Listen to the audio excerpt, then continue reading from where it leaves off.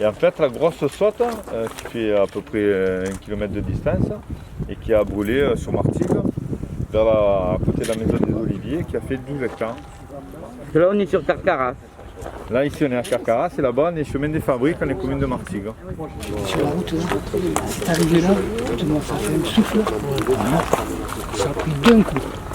Ça fout d'un coup. Une saute, c'est très longtemps. D'ailleurs, on est une saute de 2 km. C'est impressionnant. Par contre, il est parti de la Val-Duc.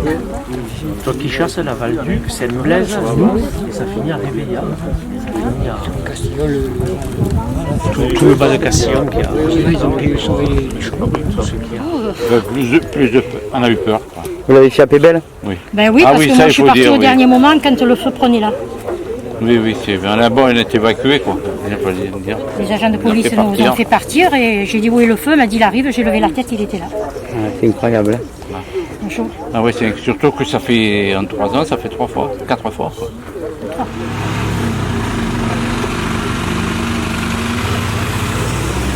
Nous devant, c'est vrai que, parce que le feu il est passé sur la terrasse, et c'est vrai que les portes-fenêtres devant, les volets étaient croisés au maximum. Du coup, on voyait pas les vitres. C'est vrai que les volets, ils ont vachement protégé quoi.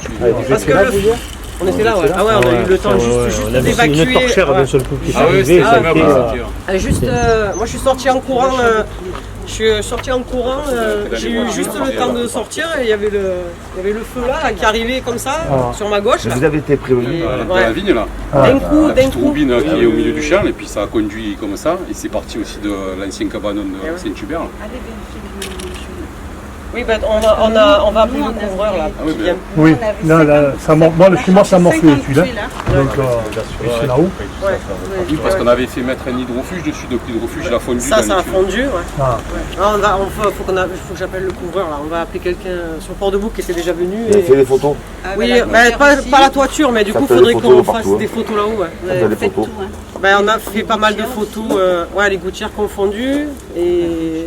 Alors, Ah, les voitures. Là, je ne sais pas si vous ne devriez pas appeler votre assurance rapidement pour que l'expert vienne. Parce que vous savez que vous avez Non, on a fait, ça y est, on a fait la déclaration. Ouais, les experts, ils doivent venir. Ah oui, rapidement. Hein. Oui, ils nous ont dit que. C'est fait, mais il y a une procédure à faire pour qu'on aille voir les. C'est très aimable à vous de venir participer à notre compassion. Alors, on disait que. On était traumatisés hier. Nous, heureusement qu'on a eu la piscine du voisin. Hein. Ah ouais? Ah oui, parce que quand on a voulu. Nous, c'est une voie sans issue. Donc, quand on a voulu partir, on n'a pas pu. Les flammes, elles étaient là. D'accord. On s'est tous jetés dans la piscine. Hein. Heureusement qu'il y avait. Et vous étiez dans la piscine donc? Voilà, on est resté dans la piscine. Hein. D'abord, il y a eu le feu en bas. Et moi, j'ai vu comme de la brume. J'ai dit, comment ça? Il y a de la brume à 2h de l'après-midi. Et non, c'était le feu qui venait. Et moi, j'ai cru que ça venait d'ici parce qu'il y avait énormément de fumée de ce côté-là.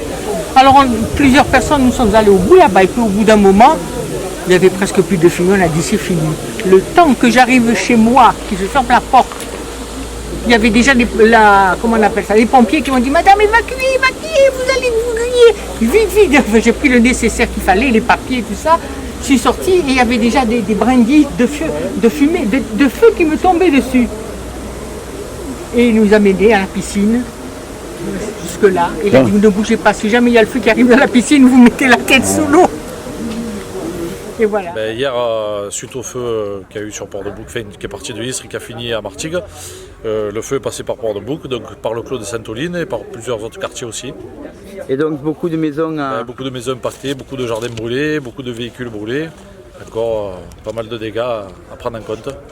On est allé voir Olivier en plein feu, on est allé le voir au-dessus du centre équestre où tu étais presque encerclé, après tu as été encerclé. On est descendu, ça prenait à Carcaras. C'est vrai qu'il y a une difficulté, moi avec le téléphone j'ai essayé de vous donner un maximum d'informations, mais quand on est dans le feu de l'action et quand ça brûle comme ça de partout, que ça part de partout, c'est compliqué. La police carrément, le commissaire m'a dit, on fait venir des effectifs de Marseille.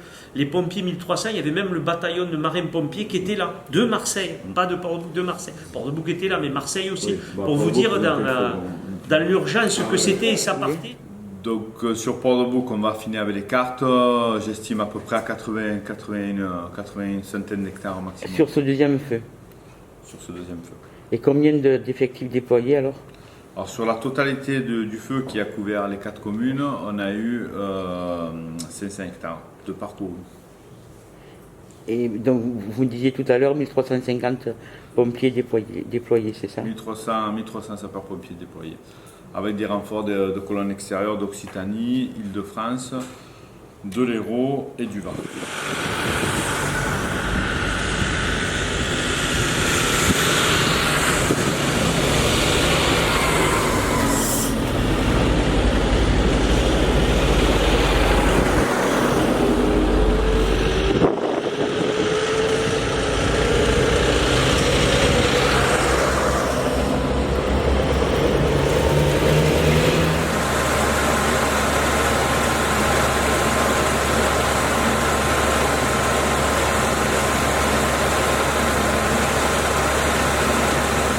Mais bon, ça va, le club n'a pas été touché. Et puis, tu vois, du coup, tu vois, il faudra que je le dise, enfin, il pourra le dire, enfin, je vais lui prendre la photo. Je vais lui prendre la photo.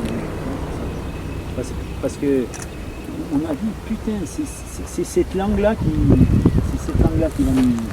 nous casser les couilles. Tu vois, et finalement, pas le reste.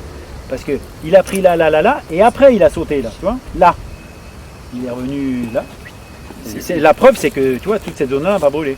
Du coup, là, les camions qui étaient chargés en retardant, là, oui. Ils ont arrosé là, tout le long donc, de la piste. Donc, il a arrosé tout le long de la piste, du bas en haut, mais qu'à partir de là. Et donc, toute la nuit, vous avez passé nuit blanche?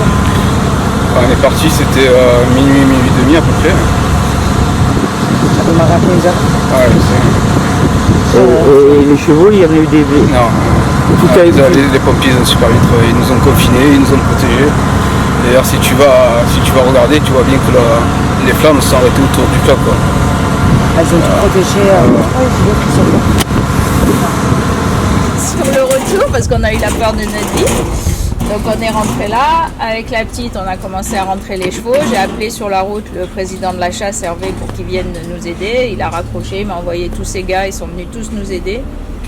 Franchement, super. Ils nous ont donné la main et fais ça. Adorable, gentil, machin. Heureusement. On a rentré tous les chevaux, on a mis toutes nos rampes à incendie qu'on a en sécu de tous les côtés, les asperceurs, les pompiers sont arrivés tout de suite, ils ont mis ici. Et puis après, le feu a commencé à aller tout en bas. Tu as vu là en bas, vous avez vu? Donc là, tout a carbonisé, jusqu'à en face là, ils ont fait un contre-feu pour que ça monte pas au club. On a tout fermé, on a essayé de pas trop, on a mis les chevaux 2-3 par box, on a enlevé, on en avait attaché. Ils n'ont pas été trop traumatisés? Si, on a des blessés, c'est rien de fou, mais c'est pas grave. Des blessures parce qu'on a mis les chevaux 2 ou 3 par box, toute l'écurie remplie, tout fermé, de façon à ce qu'il n'y ait personne dehors. C'est pas grave, si ça brûle dehors, ça brûle, mais au moins les bêtes restent en sécurité, puis j'ai quand même du personnel, donc voilà.